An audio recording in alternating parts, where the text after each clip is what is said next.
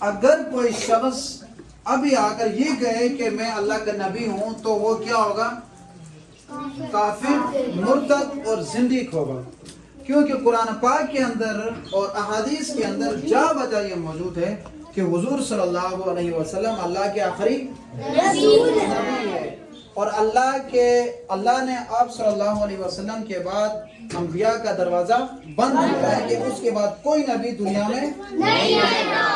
اگر کوئی شخص یا کوئی بندہ یہ دعویٰ کرتا ہے کہ حضور کے بعد کوئی دوسرا نبی ہے تو وہ کافر، زندیق ہے، ٹھیک ہے، اس کے اسلام کے ساتھ، حضور صلی اللہ علیہ وسلم کی امت کے ساتھ کوئی تعلق نہیں ہے۔ اس لیے کہ اب قیامت تک حضور صلی اللہ علیہ وسلم ہی کو رسول مانا جائے گا اور تمام اسی کے امت میں شمار کیے جائیں گے۔